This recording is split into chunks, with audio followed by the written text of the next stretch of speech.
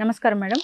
నమస్తే అండి. మేడం ఎప్పుడు మీరు ఎక్కువగా చెప్తూ ఉంటారు ఉమెన్ హెల్త్ గురించి.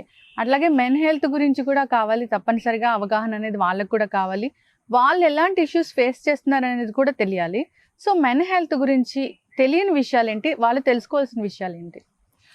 మనం నిజంగా మీరు అన్నట్టుగానే విమెన్ హెల్త్ గురించి చాలా మాట్లాడతాం. విమెన్ ఆడపిల్లలు చిన్న వయసులో, టీనేజ్‌లో, యంగ్‌లో, ఓల్డ్ ఏజ్‌లో, మిడిల్ ఏజ్‌లో తీసుకోవాల్సిన జాగ్రత్తలు, ప్రోగ్రామ్స్, వాళ్ళ గురించి ఆర్టికల్స్ చాలా ఉన్నాయి. ఎక్కువగా అందరూ మాట్లాడేది మెనోపాజ్ విషయం. విమెన్‌కి మెనోపాజ్, హెయిర్ పోతుంది అంటే మెనోపాజ్, కింద రింకిల్ స్టార్ట్ అయ్యానంటే మెనోపాజ్, ఏ ఇష్యూ వచ్చినా వి స్టార్ట్ మెనోపాజ్. ఇప్పుడు అందరూ అది కామన్ వర్డ్.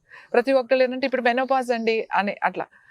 అంటే స్త్రీలు ఎట్లా, అంటే విమెన్ ఎట్లా మెనోపాజ్ ప్రాబ్లమ్స్ ఫేస్ చేస్తారో అలాగే మెన్ కూడా ఫేస్ చేస్తారు.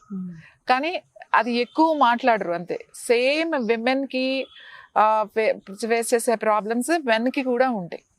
మెన్లో ఎక్కువగా ప్రాబ్లమ్స్ అంటే నా దగ్గర చాలా మంది వస్తారు. నేను చెప్తా, మీరు మెన్కి విమెన్కి, యాక్చువల్లీ విమెన్కి మెన్కి కూడా మెనోపాజ్ అని అనొచ్చు. బట్ మెన్కి ప్రత్యేకించి ఆండ్రోపాజ్ అంటాం ఆ పీరియడ్ని. విమెన్కి అయితే మెనోపాజ్ అని ఎలా అంటున్నామో మెన్కి ఆండ్రోపాజ్ అంటాం. ఈ ఆండ్రోపాజ్ అనేది కొంతమందికి అసలు తెలియదు. అంటే అది వస్తుంది ఏదో కొన్ని ఇయర్స్, కొన్ని టైం, లేకపోతే మంత్స్, కొంతమందికి ఇయర్స్ ఉంటుంది. ఆ టైం వెళ్ళిపోతుంది. అంటే ఆ డిస్టర్బెన్సెస్ కూడా వాళ్ళకి అర్థం కాదు. అంటే కంప్లైంట్స్ చెప్తూ ఉంటారు అన్నమాట. ఎలా అంటే చాలా అలసిపోతున్నా అండి, నీరసం వచ్చేస్తుంది, ఇంతకుముందు చేయాల్సిన, అంటే అంతకుముందు అంత చేసేవాడిని, ఇప్పుడు నేను చేయలేకపోతున్నాను, ఈవినింగ్ అయ్యేసరికి నా వల్ల అవ్వట్లేదు, ఇంటికి వచ్చేసి నేను ఇలా పడుకుంటున్నా అంతే, ఇంక నాకేం తెలియట్లేదు. ఇది ఒక కంప్లైంట్. అండ్ ఇంకొకటి ఏంటి అంటే ఒబేసిటీ, అంటే పొట్ట దగ్గర బాగా ఫ్యాట్ పెరగడం, జనరల్గా కొంచెం లావ్ అవ్వడం, వెయిట్ పెరగడం. ఇంకొకటి వాళ్ళకు ఉండే స్మోకింగ్, లేకపోతే ఆల్కహాల్ తీసుకునే వాళ్ళకి తొందరగా వస్తుంది. అండ్ తర్వాత అంటే సెక్సువల్ యాక్టివిటీ తగ్గడం, ఇంట్రెస్ట్ రాకపోవడం, వాళ్ళు చేయాలని మనసులో ఉన్నా కూడా ఆ ఇంట్రెస్ట్ లేకపోవడం. తర్వాత ప్రిమెచ్యూర్ ఎజాకులేషన్స్ ఇట్లాంటివి. సో ఈ టైంలో ఎందుకు మెన్ మాట్లాడరు అంటే మెయిన్ ప్రాబ్లమ్స్ ఈ ప్రాబ్లమ్సే ఉంటాయి వాళ్ళకి. ప్రిమెచ్యూర్ ఎజాకులేషన్, ఈ సెక్సువల్ యాక్టివిటీ తగ్గిపోవడం. దీన్ని అది చెప్పుకుంటే అది వాళ్ళకి ఏంటి అంటే అది తగ్గింది అని అంటే ఏదో అది ఒక పెద్ద సమస్యలాగా వాళ్ళు ఫీల్ అయ్యి దీని గురించి ఎక్కువ మాట్లాడరు. విమెన్ మాట్లాడేస్తూ ఉంటారు అన్ని, కానీ మెన్ చాలా తక్కువ మాట్లాడరు వాళ్ళు. కానీ ఈ ప్రాబ్లమ్స్ అంతా ఒక పీరియడ్ వరకే. అప్పుడు వాళ్ళు చాలా కంగారు పడిపోయి ఏంటి ఇలా అయిపోతుంది, బీపీ, హై బీపీ రావడం, లేకపోతే రెగ్యులర్గా అప్పుడు 50s 40s వచ్చిన అందరూ డయాబెటిక్ మెడిసిన్స్ తీసుకోవడం వల్ల, ఇలాంటి వాటి వల్ల కూడా ఈ ప్రాబ్లమ్స్ వస్తాయి.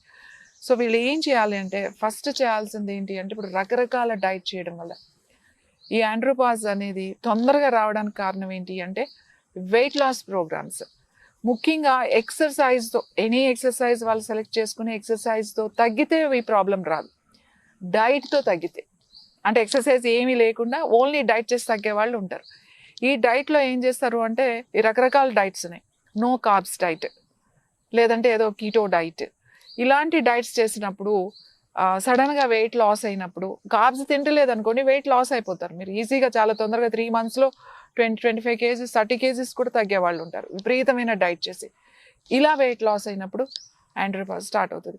ఈ ఆండ్రోపాజ్ అనేది ఏంటంటే టెస్టోస్టెరాన్, అది విమెన్కి ఉంటుంది, మెన్కి ఉంటుంది. ఈ టెస్టోస్టెరాన్ అనేది లెవెల్ తగ్గిపోతూ ఉంటుంది. ఎప్పుడైతే కార్బ్స్ తినడం మొత్తం మానేసేసి ప్రోటీన్ ఫుడ్ తింటారో, ప్రోటీన్ ఎక్కువ తినేస్తారు, ఎగ్స్ తింటారు, నాన్ వెజిటేరియన్ చికెన్ తింటారు. మేము డైట్లో ఉన్నామండి అని ఎక్కువ ఎగ్స్ ఎక్కువ తినేయడం, చికెన్ ఎక్కువ తినేయడం, అసలు కార్బ్స్ కంప్లీట్ క్లోజ్ చేస్తారు. కొంతమంది అసలు ప్రోటీన్ కూడా సరిగ్గా తినరు. దీనివల్ల ఏమవుతుందంటే ఈ టెస్టోస్టెరాన్ లెవెల్ 20-30% తగ్గిపోతుంది.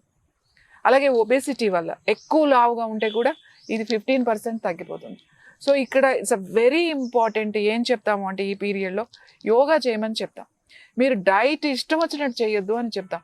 మీరు తగ్గిపోవచ్చు ఒక 50 kgs ఈ డైట్లో, మీ షుగర్ తగ్గిపోవచ్చు, మీ బీపీ తగ్గొచ్చు, ఎవ్రీథింగ్ లాస్ అయ్యారు, మీరు హ్యాపీగా ఉన్నారు. కానీ ఇక్కడ ప్రాబ్లం ఏంటి అంటే మెయిన్ ఈ ప్రాబ్లమ్స్ వచ్చేస్తాయి, లిబిడో వచ్చేస్తుంది. సో టెస్టోస్టెరాన్ పడిపోతుంది, వెంటనే కార్టిజాల్ అనే హార్మోన్ ఎక్కువ రేజ్ అవుతుంది, టెస్టోస్టెరాన్ చాలా తక్కువైపోతూ ఉంటుంది. అలాంటి టైంలో ఈ ప్రాబ్లమ్స్ అన్నీ కూడా వస్తాయి మెన్కి. అందుకే ఏం చెప్తామంటే carbs is very important, protein is important, vitamin D important, vitamin zinc important మెన్కి. విటమిన్ డి, జింక్ చాలా చాలా ఇంపార్టెంట్. ఈ 2 డెఫిషియన్సీ ఉన్నా కూడా టెస్టోస్టెరాన్ హార్మోన్ తగ్గిపోతుంది. సో ఇవి ఇంప్రూవ్ చేసుకోవాలి. మనం విటమిన్ డి కావాలంటే ఎండ, న్యాచురల్గా మన ఎండ అనేది బాడీలో తగలాలి. హ్యాండ్లూమే వాడాలి, అది white or cream light colour మాత్రమే వాడాలి. అప్పుడే మీ బాడీకి ఎండ అబ్జార్బ్ చేసుకుంటుంది. సో అలాంటి బట్టలు వేసుకొని చక్కగా వాకింగ్ వెళ్ళిపోవచ్చు. వాకింగ్ చేస్తే ఒక కనీసం లేదా కూర్చుని ప్రాణాయామం చేయండి, చక్కగా ఒక ముద్ర చేయండి, ఒక మంత్ర సూర్యాష్టకం ఉంటుంది అది వినండి, లేకపోతే చదవండి. ఆ ఎండలో చక్కగా కూర్చున్నారనుకోండి, మొత్తం మీకు ఆ vitamin D and calcium prepare అవ్వాలి కావాల్సినదంతా మీ బాడీకి వచ్చేస్తుంది. మీరు విటమిన్ డి వేసుకోవచ్చు, అది టెంపరీ, కానీ లాంగ్ పీరియడ్ ఉండాలి అని అంటే మనకి విటమిన్ డి బాడీ న్యాచురల్గా తయారవ్వాలి అంటే ఎండ కావాలి. ఎండ లేకుండా మనం తయారవ్వదు. అది నేను చెప్తున్నా కదండి, ఈ సింథటిక్ బట్టలు వేసుకుని చాలా మంది అంటారు మేము ఎండలో రోజు నడుస్తున్నాం అండి, విటమిన్ డి డెఫిషియన్సీ ఎందుకుంది మాకు, ఎండ రోజు 1 అవర్ తగులుతుంది. కాదు, ఎందుకంటే మన ఈ క్లాత్ వేసి మనం బ్లాక్ చేసేస్తున్నాం అన్నమాట. సో కంపల్సరీగా ఆ జాగ్రత్త తీసుకోవాలి. తర్వాత డైట్లో రోజు ఎక్కువ కార్బ్స్ అంటే విపరీతంగా తినడం కాదు, కార్బ్స్ అనేది చాలా చాలా ఇంపార్టెంట్.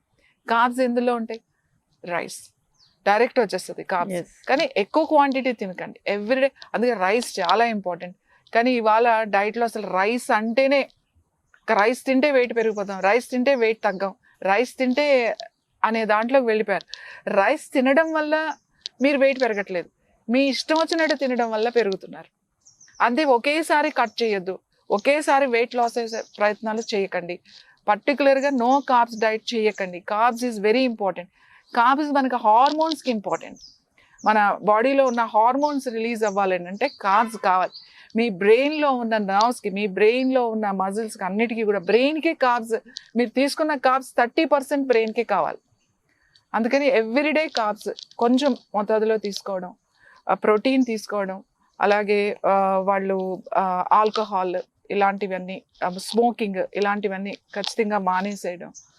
రిలాక్సేషన్ టెక్నిక్స్, యోగాలో మెడిటేషన్, రిలాక్స్డ్గా ఉండడం, దీనికి మంచి ముద్రాస్ ఉన్నాయి, కొన్ని పోస్టర్స్ ఉన్నాయి, కొన్ని హోల్డింగ్ టెక్నిక్స్ ఉంటాయి అన్నమాట. బ్రెత్ని హౌ టు హోల్డ్ చేయాలి, ముద్రాస్ అంటే లాక్ చేయడం, సింపుల్. అది ఒక 5 నిమిషాలు చేసుకుంటే వాళ్ళకి ఈ టెస్టోస్టెరాన్ హార్మోన్ బ్యాలెన్స్ అయిపోతుంది.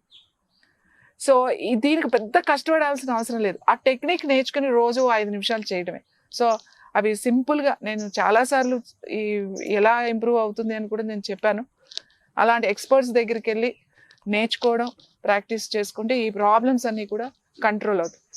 కంగారు పడిపోయి ఎవరో డాక్టర్ల దగ్గరికి వెళ్ళిపోయి వాళ్ళ దగ్గర ఏవో మెడిసిన్స్ వాడేసేసి వేరే అదర్ ప్రాబ్లమ్స్ తెచ్చుకుని చెప్తే మళ్ళీ ఏమవుతుందో అని చెప్పేసి ఎవరికి చెప్పకుండా ఉండేవాళ్ళు చాలామంది ఉంటారు. దిస్ అ కామన్, ఒక పీరియడ్ 3 months, 6 months, 1 year, ఇది కామన్. కంగారు పడాల్సిన అవసరం లేదు. మళ్ళీ మనం ఒకసారి డి విటమిన్, జింక్, మన లైఫ్ స్టైల్ ఇవన్నీ ఒకసారి చూసుకుంటే again they are come back అండి. Thank you so much madam, చాలా చక్కగా చెప్పారు మెన్ హెల్త్ ఇష్యూస్ గురించి. నిజంగానే వాళ్ళు ఇలాంటి హెల్త్ ఇష్యూస్ వస్తాయని, అంటే వాళ్ళు దీనివల్ల వస్తుందని కూడా తెలీదు, జనరల్గా వస్తూ ఉంటాయి అనుకుంటారు, డాక్టర్ని సంప్రదిస్తూ ఉంటారు, మీరు అన్నట్లుగానే రకరకాల మెడిసిన్స్ కూడా వాడుతూ ఉంటారు. సో దానివల్ల ఉపయోగం ఏమి ఉండదు.